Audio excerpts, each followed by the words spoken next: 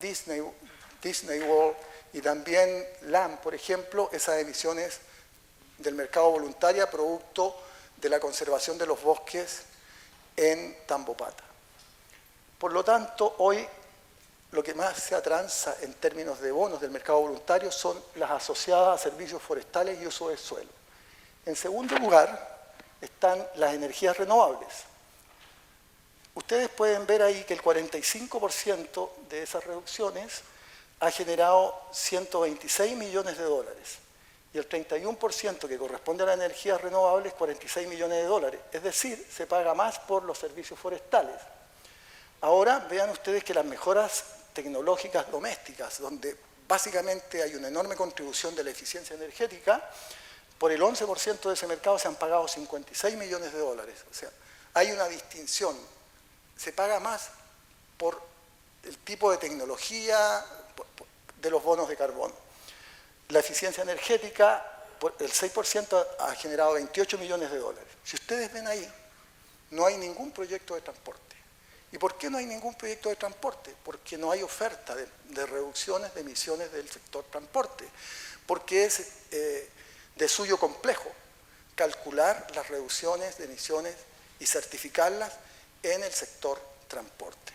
No me cabe ninguna duda que una vez que nosotros registremos y digamos, tenemos como empresa, estamos haciendo este trabajo para el Metro de Lima, estamos ahora en el proceso de monitoreo y verificación. Cuando se emitan los bonos de la línea 1 del Metro de Lima, estoy muy seguro de que podremos conseguir precios, a mi juicio, bastante superiores que estos. Bueno, vamos ahora, no voy a ahondar mucho en el tema de la descripción del proyecto, pero me voy a orientar más al tema de los bonos. En el caso del proyecto de la línea 1 del Metro de Lima, no se cuantifican, digamos, se cuantifican las emisiones de gases de efecto invernadero para calcular la reducción del proyecto en la operación, pero en la construcción no se consideran las emisiones del cálculo de emisiones de GI.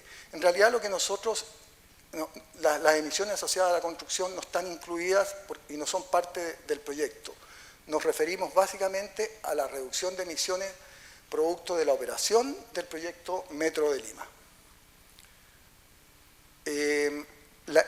La principal emisión de CO2 del Metro de Lima es las emisiones que produce la electricidad que el metro consume. Y desde esa perspectiva, digamos, se puede calcular fácilmente las emisiones de CO2 asociadas al sistema eléctrico peruano. No reviste mayor complejidad. Bueno, otro aspecto relevante para estimar las reducciones de emisiones de CO2 de la línea 1 del Metro de Lima es la estimación de la demanda de pasajeros por día, que en este caso es de 239.298 pasajeros por día. Bueno, todos saben, salvo, no todos, hay algunos extranjeros, que el Metro de Lima está comprendido por dos tramos. El tramo 1, que va desde Villa Salvador a Cercado de Lima, con 20,88 kilómetros y 16 estaciones, y el tramo 2, que va del Cercado de Lima hasta San Juan de Lurigancho, con 12,4 kilómetros y 10 estaciones. Sobre esta línea es la que nosotros hemos certificado los bonos de carbono. ¿Cómo se calcula la reducción de las emisiones de CO2? Primero, nosotros tenemos que estimar los gases de efecto invernadero de la línea base. Esto corresponde al transporte de todos los pasajeros según uso modal de transporte en un escenario sin proyecto. Cuando hablamos de todos los pasajeros nos estamos refiriendo a todos los pasajeros de metro, de la línea 1. Bueno, esa sería la línea base de emisiones. ¿Y cómo calculamos los gases de efecto invernadero emitidos por la operación del proyecto? Hay emisiones directas de la operación del proyecto, emisiones indirectas de la operación del proyecto y las emisiones por fuga. Por lo tanto, ahora vamos a analizar las partes de la derecha. Las emisiones del proyecto son directas. Las directas son debido al consumo de electricidad del metro para llevar a un pasajero de la estación de entrada a la estación de salida. Esas son las emisiones directas del proyecto y básicamente corresponden a la electricidad o a las emisiones asociadas a la electricidad, a la energía eléctrica que está consumiendo el Metro de Lima. Las indirectas son las emisiones causadas por los pasajeros del proyecto desde su viaje de origen hasta la estación de entrada del metro y desde la estación de salida del metro hasta su destino final. ¿Ya?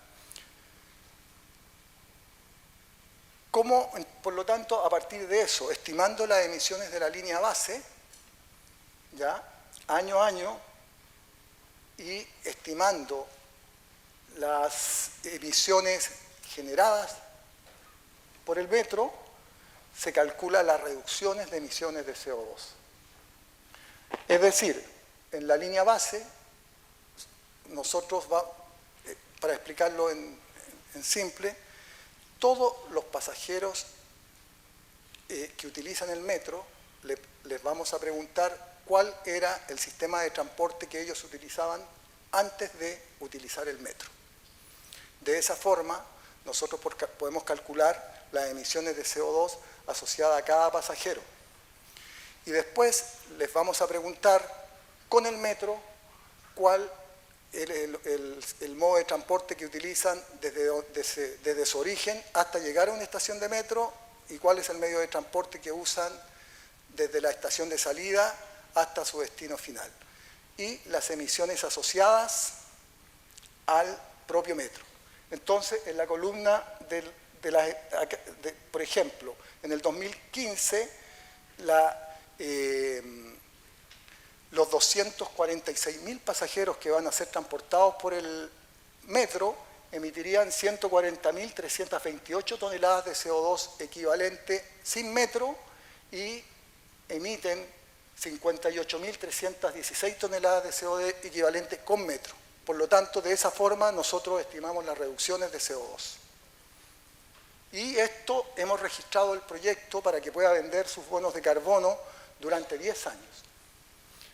Bueno, aquí están las reducciones de aproximadamente 82.000 toneladas en el año 2015 hasta 89.000 en el año 2024, teniendo una reducción promedio anual de 85.841 toneladas de CO2. Si nosotros estimamos una venta de estos bonos en torno de $5 hacia arriba, pueden ahí sacar las cuentas de cuánto se podría, a cuánto se podría vender, ¿no es cierto?, o cuántos ingresos se generarían adicionales en el caso de la línea 1 año a año. Estamos ahora, para la cuantificación se aplicó una metodología que es del mecanismo de desarrollo limpio, que es esta, la ACM 0016. Se calculó la línea base mediante la elaboración de encuestas a cada pasajero donde se determinó la distancia de viaje por un medio de transporte en un escenario de línea base. Se procesa la información de los resultados de las encuestas de acuerdo a los factores de emisión según el tipo de transporte, taxi, microbuses, colectivos, en el escenario de línea base, es decir, sin metro. Cálculo de las emisiones del metro, se calcula el consumo eléctrico del metro por pasajero multiplicado por un factor de emisión según el consumo de energía eléctrico. En realidad, el Sistema Interconectado Nacional del Perú tiene, digamos, una matriz bastante, si bien es cierto hay centrales a carbón, son pocas, en realidad es una matriz de generación bastante limpia, porque concurren centrales hidroeléctricas, centrales a gas natural y algunas diésel y a carbón, que le dan estabilidad al sistema interconectado peruano. ¿Ya? Pero ese conjunto de emisiones que concurren a la generación eléctrica nos permite a nosotros determinar las emisiones de CO2 asociadas al consumo eléctrico del Metro de Lima. Y para estos efectos, desde que comenzó a operar el tramo 2 de la línea 1, estamos ya haciendo el monitoreo del consumo eléctrico de la línea, de modo tal que cuando nosotros tengamos que certificar estas reducciones, tenemos que, frente al auditor, mostrar cómo hemos hecho el monitoreo, ¿de acuerdo? Y ya se está monitoreando entonces, para efectos de los bonos de carbono, el consumo eléctrico del metro desde que comenzó a operar el tramo 2 de la línea 1. Las emisiones indirectas se realizarán 6.000 encuestas de origen-destino en función de las distancias y el tipo de transporte que usan, y las emisiones por fugas. Estas son emisiones debido al factor de ocupación de taxis y buses, y aquí hay algo que es relevante. ¿Qué va a pasar con el factor de ocupación? Por ejemplo, si funciona en el caso de la racionalización de rutas del transporte público, que era una de las ideas que tiene la línea 1, ¿no es cierto?, o la ATE, para generarle mayor demanda al concesionario, pretende, por lo tanto, ¿no es cierto?, sacar vehículos viejos de la área de influencia de la línea 1. ¿Qué significa eso? Eso significa que nosotros vamos a tener fugas, porque en la medida que saquemos vehículos, nuestro escenario de emisiones de línea base de CO2 disminuye. Por lo tanto, nuestras reducciones disminuyen. Es decir, el hecho de que se implemente, digamos, sacar los vehículos, vamos a tener menores reducciones que si no los sacamos. Otra cosa, el factor de ocupación. Si no se sacan, el factor de ocupación de los pasajeros de estos vehículos va a disminuir, pero los vehículos van a seguir siendo los mismos. Por lo tanto, las emisiones de línea base no van a bajar. Otro aspecto relevante, las emisiones debido a la congestión reducida sobre vías afectadas. Si tenemos, por ejemplo, hacemos la racionalización, ¿de acuerdo?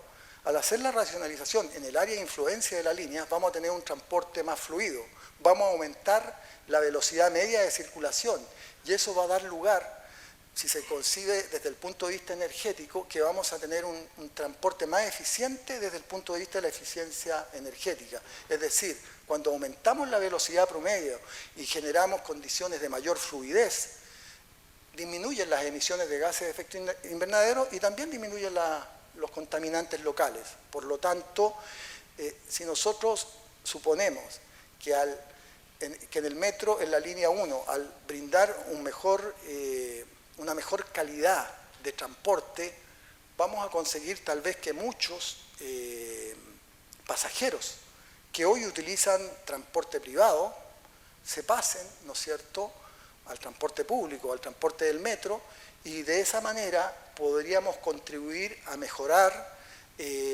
la circulación y la fluidez, porque van a salir vehículos producto de la mejor oferta de transporte público que se le está brindando a los limeños.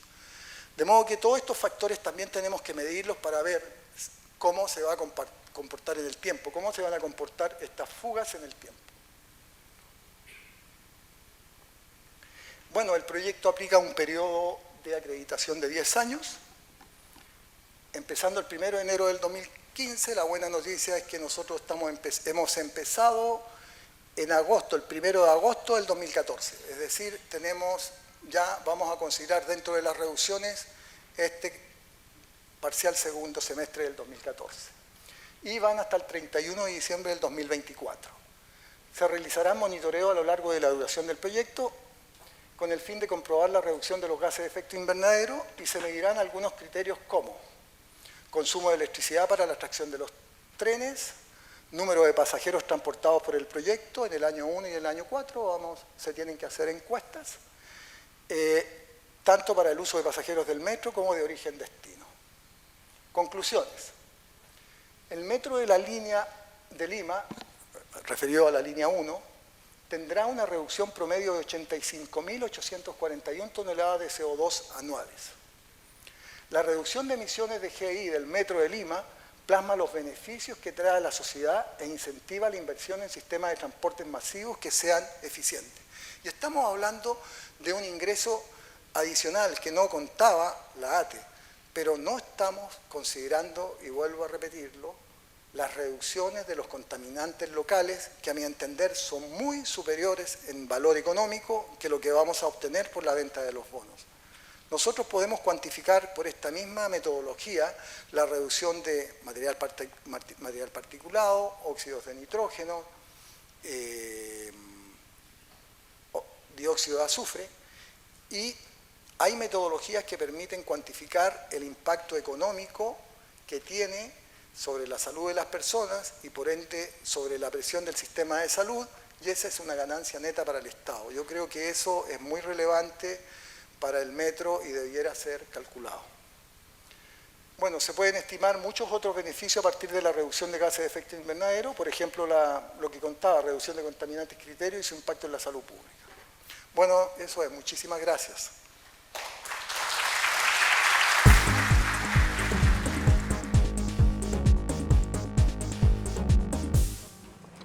Muy buenos días. Para Mario. Estimado Mario, durante todo, mis felicitaciones por la exposición, por lo valioso e ilustrativo que ha sido. En una de las últimas láminas que tú has presentado, mostraste un cuadro de las concentraciones por distritos o por zonas de Lima, referido al año 2011. Esta lámina concuerda con estudios anteriores hechos en donde muestran que las mayores concentraciones se dan en la zona norte y este de la ciudad. ¿Tú no consideras que siendo estas zonas densamente pobladas, en donde por ejemplo está San Juan de Lurigancho, que tiene más o menos 1.400.000 habitantes, es una población muy importante, ¿no es verdad?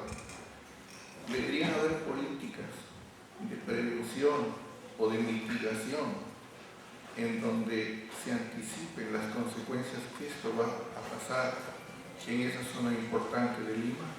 Y una vez más agradezco tu presentación. Gracias, Danilo. Siempre con preguntas importantes. Es cierto, esta parte de Lima está desprotegida y las condiciones de áreas verdes para ser desarrolladas también son difíciles porque, en primer lugar, el metro cuadrado en Lima ha subido enormemente en todos los distritos, no solamente en los, digamos, de zonas comerciales de relativo éxito, sino en la zona norte también hay una elevación significativa que algunos han llamado el boom inmobiliario. El tema es mucho más complejo que, digamos, poner áreas verdes que vinculen el tema del oxígeno en los niños. Para poder resumirte una cosa bien pequeña, queremos ir al Mundial de Fútbol, ¿no es cierto? Siempre, cada 4 años queremos ir al Mundial de Fútbol. Y no nos damos cuenta que nuestro país ya no juega fútbol. Cada vez los colegios no tienen canchas de fútbol. El deporte no es parte de la formación básica ni tampoco de la formación intermedia que hay. Y esto tiene que ver con el tiempo de viaje y tiene que ver con el tiempo libre. Es decir, uno tiene no solamente la necesidad de espacios para practicar el deporte, porque hay colegios que se arman a veces en edificios donde el deporte se practica en la azotea y la azotea es el centro de esparcimiento y es más en el PlayStation donde uno juega la FIFA 2014, ¿no? Y el tema es de la generación de un espacio que involucre también libertad. Y el tren, no digo el tren solamente, sino digo todas las vinculaciones que hay a través de lo que significa el tren, todas las inclusive hasta la delincuencia se reduce cuando en algunos centros de concentración el tren facilita la vialidad. Yo me refiero a que si el tiempo de viaje va a permitir que los niños puedan tener mayores posibilidades de tiempo en sus colegios, tienen menos tiempo de retorno a sus hogares, tienen más posibilidades de esparcimiento. Y si eso se vincula a la actividad educativa, que ahora, por ejemplo, le está dando más tiempo para otro tipo de actividades dentro de los colegios, entonces las opciones en estas zonas van a ser mucho más ampliadas, pero por supuesto también con una política de desarrollo de parques y de desarrollo de árboles que absorban los contenidos y sobre todo el problema del tránsito, que son los particulados, que afectan más a los niños que están más a la altura, están mucho más abajo que nosotros, y por lo tanto el particulado llega mucho más rápido a ellos, ¿no? No sé si con esto respondo a tu pregunta.